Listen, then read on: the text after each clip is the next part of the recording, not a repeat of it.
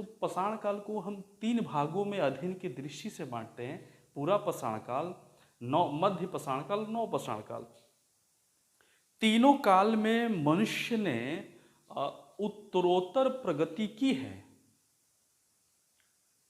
और हम उसको अलग अलग बांट कर नहीं देखेंगे। हम तो उस कालखंड को उत्तरोत्तर विकास की तरफ देखेंगे कि पूरा पाषाण काल में मनुष्य की क्या स्थिति है, फिर मध्य पाषाण काल में किस प्रकार का परिवर्तन हुआ और नव पाषाण काल में क्या उन्होंने किया।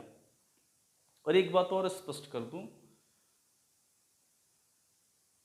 कि जितनी भी चर्चा होगी तो ये केवल और केवल परीक्षा को ही केंद्र में रखकर चर्चा होगी, कि यहाँ से जो भी वस्तुनिष्ठ प्रकार के प्रश्न बनेंगे उन्हीं प्रश्नों के इर्द गिर्द मैं चर्चा करूँगा। बाकी उधर से जाने का प्रयास नहीं करूँगा। प्रयास ये होगी कि हम केंद्रित रहें, परीक्षा पर ही केंद्रित रहें। तो पाषाण काल को 3 भागों में बांटा गया, पूरा पाषाण काल, मध्य पाषाण काल, नव पाषाण काल। चूंकि स्पष्ट है कि पत्थरों का इस्तेमाल किया गया इसलिए इस काल को पाषाण काल कहा गया। अब चूंकि यहाँ से जो प्रश्न बनते हैं तो पाषाण काल से मुख्यतः 10 या 12 प्रश्न बनते हैं। सर्वविदित है, सब जानते हैं, आग का आविष्कार, कृषि, पशुपालन, पहिए का आविष्कार, ये कब हुआ और कैसे हुआ, प्रथम औजार, प्रथम धातु, और कुछ ऐसे स्थान है जैसे बुर्जहोम की चर्चा होती है, मेहरगढ़ की चर्चा होती है, कोल्डिहमा की चर्चा होती है, चिरान की चर्चा होती है, मिर्जापुर और मध्य प्रदेश का हथनौरा इसकी चर्चा होती है।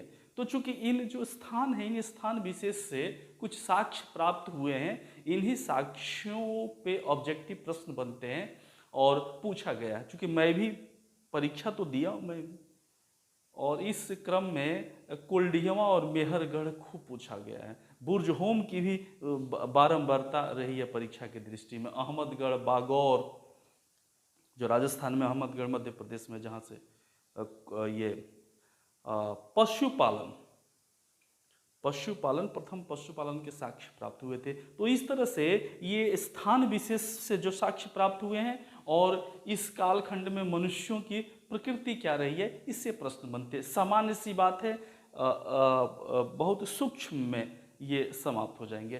पूरा पाषाण काल में यदि हम देखें तो मनुष्य का जीवन जो था शिकारी जीवन था, शिकार करते थे। मनुष्य का जीवन शिकारी था और शिकार के लिए एक स्थान से दूसरे स्थान पे जाते थे, इसलिए इनको घुमंतु भी प्रवृत्ति का कहा गया, या अवार भी कहा गया, कि यह एक स्थान से दूसरे स्थान पे जाते थे। स्थान से जाने का कारण ये था कि ये केवल शिकार हेतु जाते थे, भोजन की प्राप्ति हेतु।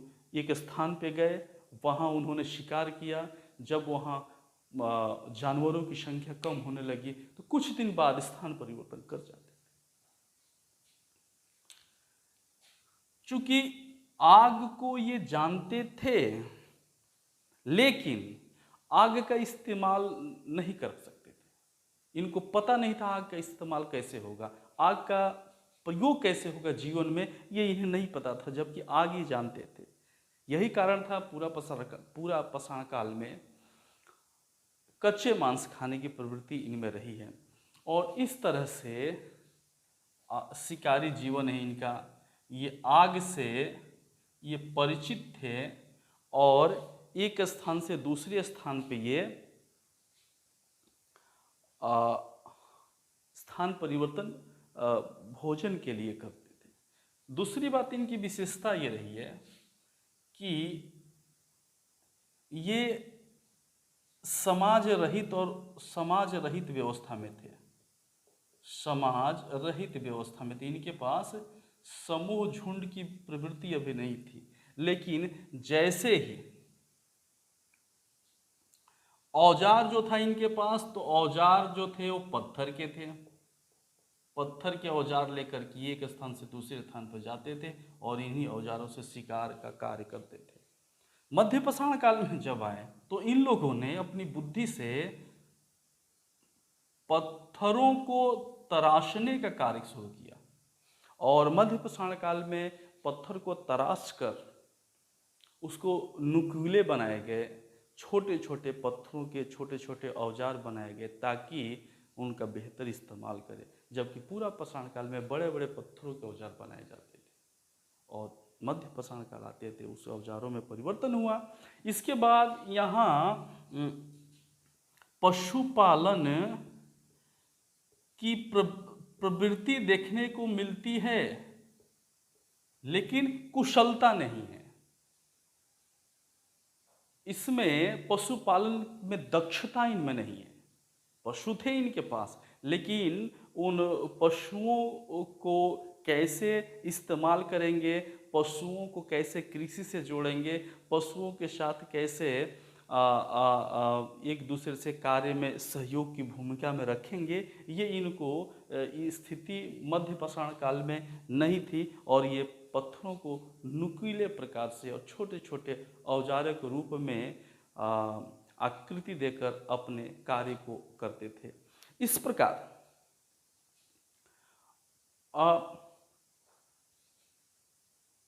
चूंकि पशुपालन की प्रवृत्ति थी तो इनके साथ प्रारंभिक काल से ही कुत्ता इनके साथ रहने लगा। परिस्थितियां रही हैं और बाद में सबसे पहला जानवर ही कुत्ता इनका, पशुपालन में कुत्ता ही इनका जानवर रहा जिसको इन्होंने प्रश्रय दिया अपने पास। इसके बाद नवपाषाण काल अपने आप में परिवर्तनकारी काल रहा है। नवपाषाण काल में पहिए का आविष्कार किया गया और आग का आविष्कार तो हो चुका था, जानकारी थी इनके पास, लेकिन आग का इस्तेमाल नवपाषाण काल में हुआ। मांस को भूनने की व्यवस्था नवपाषाण काल में आई। पहिए से उन्होंने पहिए को बना करके और उससे पशु को खींचने के लिए एक गाड़ी का निर्माण किया इन्होंने, और इस तरह से कृषि कार्य प्रारंभ हुआ नवपाषाण काल में। और पशुपालन और कृषि दोनों की व्यवस्था नवपाषाण काल में देखने को मिलती है। और खेती की रक्षा के लिए नवपाषाण काल के मानव स्थायी रूप से निवास भी करने लगे, क्योंकि जो खेती हो रहा था तो वहाँ उसको देखभाल करने के लिए, पशुओं से सुरक्षा के लिए आवश्यकता था वहाँ पर रहना, इसलिए लोग वहाँ पे स्थायी निवास बनाए और इस तरह से एक घर की कल्पना होने लगी जहाँ पे लोग रहने लगे स्थायी रूप से। तो कुछ लोग खेती पे रहते थे और कुछ लोग शिकार करके वहाँ से वापस आते थे। इस तरह से भी एक सामाजिक व्यवस्था और ग्रामीण व्यवस्था वहाँ से चिन्हित होने लगी नवपाषाण काल में। तो इसलिए नवपाषाण काल क्रांतिकारी युग था। नवपाषाण काल में स्थायी चाहे स्थायी वो पशु व्यवस्था हो या स्थायी कृषि व्यवस्था हो या स्थायी रहने की व्यवस्था, इन तीनों में पशु, कृषि और स्थायी रहने की तीनों में स्थायित्व तो पाया गया नवपाषाण काल में। और आविष्कार में इन लोगों ने पहिए बनाए और इस पहिए से गाड़ी का निर्माण किए जो पशु से खींचते थे गाड़ी, जैसे बैलगाड़ी है, भैंसा गाड़ी है, इस तरह से ये इस्तेमाल करते थे पशु से और एक स्थान से दूसरे स्थान पर आना जाना शुरू हुआ। फिर यातायात जब इनके पास हुई तो दूर दूर तक यात्रा करते थे। फिर भोजन संग्रहण के लिए दूर से भोजन मांस के रूप में लाते रहे और कृषि से भी ये एक स्थान से दूसरे स्थान में कृषि कार्य में भी विस्तार किए, पशुपालन में भी विस्तार किए। और इस तरह से यहाँ से इनमें एक समाज या ग्राम या झुंड कहेंगे, जैसे उसको परिभाषित किया जाए, एक साथ समूह में रहने की प्रवृत्ति देखने को मिली नवपाषाण काल के मानवों में। इस तरह से पूरा पाषाण काल से नवपाषाण काल तक का मानव में एक क्रांतिकारी परिवर्तन हुआ। जहाँ ये शिकारी जीवन जीते थे, ये बड़े बड़े पत्थरों के औजार बनाते थे, वहीं मध्य पाषाण आते आते ये लोग नुकीले पत्थरों का इस्तेमाल किए और नवपाषाण काल में इनके पास कृषि के लिए स्थायी रहना शुरू किए और इनको अन्न और मांस दोनों की व्यवस्था यहाँ देखने को मिलती है।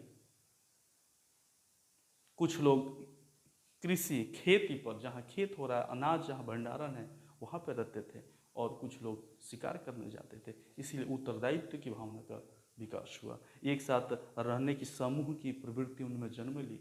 एक व्यक्ति आश्रय है, दूसरा आश्रित के भाव में बैठा है वहाँ पे। इस तरह से ऐसे संवेगात्मक भाव भी उत्पन्न होने लगे और नवपाषाण काल में मानव इन ही दृष्टियों से अपना विकास किया। अब चूंकि परीक्षा की दृष्टि से देखें तो ये कई बार पूछा गया है कि पूरा पाषाण काल का मानव के जीवन कैसा था, शिकारी था या घुमंतु था, ये आग से परिचित थे, लेकिन ये समाज रहित थे, पत्थर के औजार का इस्तेमाल करते थे। पत्थरों को नुकीले ढंग से तराशने का कार्य कब शुरू हुआ? मध्य पाषाण काल में। प्रथम पशु पालतू कुत्ता।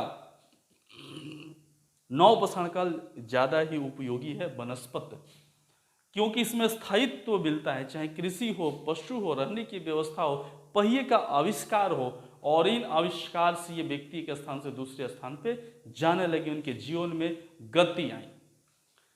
इस तरह से इन काल में परिवर्तन हुए। अब चूंकि हमें कुछ स्थानों के बारे में जानने की आवश्यकता है जहां से प्रश्न पूछे गए हैं स्थान विशेष से, तो आप लिखने का भी प्रयास कर सकते हैं। स्थान विशेष में मैं लिखूंगा आपको, जहां से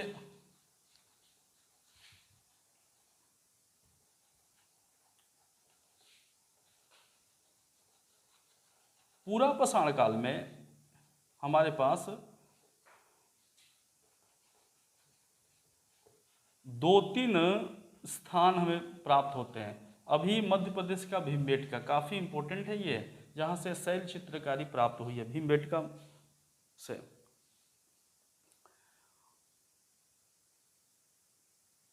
एक स्थान है मध्य प्रदेश में, मध्य प्रदेश के 2 स्थान हैं, एक है हथनौरा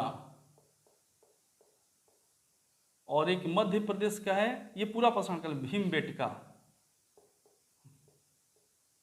भीमबेटका तो इन भीमबेटका से तो शैल चित्रकारी प्राप्त हुई है, शैल चित्रकारी, जिसको यूनेस्को ने धरोहर सूची में शामिल किया है। और हथनौरा से खोपड़ी प्राप्त हुई है, हथनौरा से खोपड़ी प्राप्त हुई है, मानव खोपड़ी हथनौरा से प्राप्त हुई। तो 2 स्थान इंपॉर्टेंट है इसमें। इसके बाद है आदमगढ़ है और बागौर है मध्य पाषाण काल में। मध्य पाषाण काल में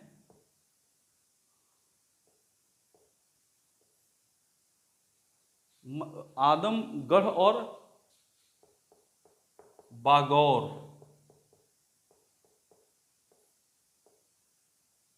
आदमगढ़ और बागौर। तो आदमगढ़ है मध्य प्रदेश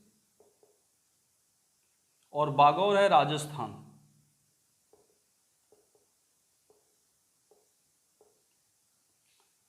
आदमगढ़ और बागौर, आदमगढ़ मध्य प्रदेश और बागौर राजस्थान, इन दोनों स्थानों से पशुपालन के प्रथम साक्ष्य प्राप्त हुए हैं। इन दोनों स्थानों से पशुपालन के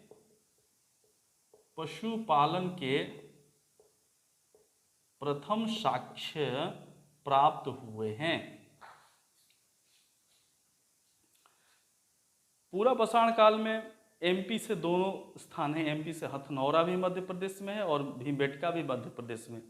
तो चूंकि भीमबेटका शैल चित्रकारी के लिए ये विख्यात है, ये नर्मदा घाटी में प्राप्त हुआ, नर्मदा घाटी। और शैल चित्रकारी तीनों काल की है, पूरा पाषाण काल, मध्य पाषाण काल, तीनों काल की शैल चित्रकारी भीमबेटका से प्राप्त। हथनौरा से मानव कंकाल की खोपड़ी प्राप्त हुई है। मध्य पाषाण काल में आदमगढ़ है मध्य प्रदेश से, राजस्थान में, दोनों स्थानों से पशुपालन के प्रथम साक्ष्य प्राप्त हो रहे हैं। इसके बाद नवपाषाण काल में जब आते हैं तो नवपाषाण काल में 3-4 ऐसे स्थान हैं जो बहुत इंपॉर्टेंट है और ये सर्वाधिक महत्वपूर्ण है, जहां से प्रश्न आते हैं। एक स्थान है मेहरगढ़, मेहरगढ़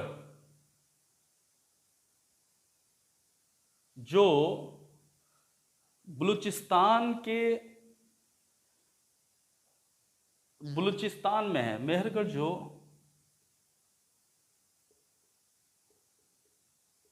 बलूचिस्तान में है।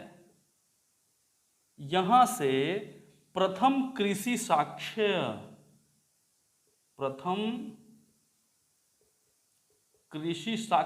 प्राप्त हुआ। मेहरगढ़ बलूचिस्तान से प्रथम कृषि साक्ष्य प्राप्त हुआ। वैसे ही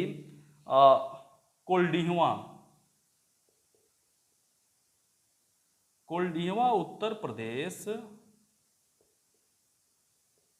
कोल्डिहवा यूपी से चावल के साक्ष्य प्राप्त हुए हैं। चावल के साक्ष्य प्राप्त, कोल्डिहवा उत्तर प्रदेश से चावल के साक्ष्य प्राप्त हुए। मेहरगढ़ बलूचिस्तान से प्रथम कृषि के साक्ष्य प्राप्त हुए। इसी तरह चिरान जो बिहार में है, वहां से मृदभांड,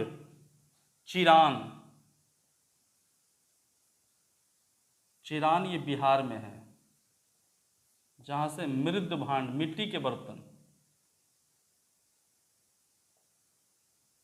मृदभांड प्राप्त, और कई औजार भी प्राप्त हुए हैं पत्थरों के।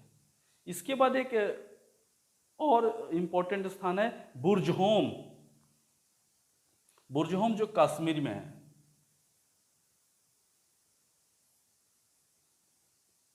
बुर्जहोम ये कश्मीर में है।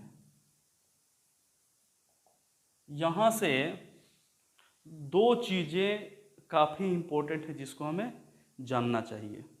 बुर्जहोम से गर्तवास, बुर्जहोम से गर्तवास अर्थात जमीन में गड्ढा खोदकर उसमें आवास बनाकर रहा गया। जमीन के नीचे रहने की एक प्रवृत्ति पाई गई गर्तवास में, और यहीं से मानव और कुत्ता को एक साथ दफन, मानव प्लस कुत्ता, इन दोनों के एक साथ दफन किया गया था। तो इन दोनों के अवशेष प्राप्त हुए हैं। इसी को कहा जाता है कि स्वामी और कुत्ता एक साथ दफन थे। इसका अवशेष कहाँ प्राप्त हुआ? तो ये बुर्जहोम से प्राप्त हुआ जो कश्मीर में है। इस तरह से अब पूरा पाषाण काल, मध्य पाषाण काल, नव पाषाण काल को इस तरह से पढ़ा जाए तो अधिकतम प्रश्न यहीं से होंगे। ज़्यादा इसमें पढ़ने की आवश्यकता नहीं है, बस इतना ही, इससे ज़्यादा पूछता नहीं है, आएगा भी नहीं। बस इतना आपको याद रखना कि ये पूरा पाषाण काल में दो स्थान जरूर, हथनौरा और भीमबेटका। मध्य पाषाण काल में आदमगढ़ मध्य प्रदेश, बागौर राजस्थान, दोनों से पशुपालन के प्रथम साक्ष्य प्राप्त है। नौ पाषाण काल वेरी इंपॉर्टेंट, मेहरगढ़ बलूचिस्तान में प्रथम कृषि के साक्ष्य हैं, और कोल्डिहवा उत्तर प्रदेश में चावल के प्रथम साक्ष्य प्राप्त हुए हैं। चिरान बिहार में, यहाँ से मृदभांड प्राप्त हुए हैं, कई पत्थर के औजार भी प्राप्त हुए, और बुर्जहोम कश्मीर में गर्तवास, जमीन के नीचे रहने की प्रवृत्ति पाई गई, तथा यही मानव और कुत्ता को एक साथ दफनाया गया। स्वामी और कुत्ता का दफन एक स्थान पर प्राप्त हुआ, जो साक्ष्य बुर्जहोम से प्राप्त हुआ है। इस तरह से पाषाण काल को समाप्त किया जाता है। और इसके पहले जो मैंने बताया आपको कि पूरा पाषाण काल की स्थिति में घुमंतु थे, शिकारी थे, आग से परिचित थे। ये प्रश्न पूछा गया है पीसीएस में कि आग से परिचित कब थे, तो ये पूरा पाषाण काल में आग से परिचित रहे, शिकार करना ही इनका उद्देश्य था। और मध्य पाषाण काल में पत्थरों को तराशा गया और पशुपालन के लक्षण प्राप्त हुए मध्य पाषाण काल में। लेकिन जैसे ही नव पाषाण काल में मनुष्य आया तो इनमें व्यवस्थित जीवन देखा गया, स्थायित्व तो देखा गया, चाहे कृषि में हो, पशुपालन में, एक साथ रहने के उत्तरदायित्व की भावना, इस तरह देखा गया नव पाषाण काल में। और ये जो स्थान है, यहाँ से जो साक्ष्य प्राप्त हुए, इसलिए बहुत ही इम्पोर्टेंट है। इस तरह से ये प्रागैतिहासिक काल पाषाण काल समाप्त हुआ। ताम्र पाषाण काल में कुछ फैक्ट है, मैं नेक्स्ट वीडियो में मैं बता दूंगा। ताम्र पाषाण काल में 5 या 10 मिनट लगेंगे, और इसके बाद हम लोग आदि इतिहास काल में सिंधु घाटी सभ्यता को शुरू करेंगे।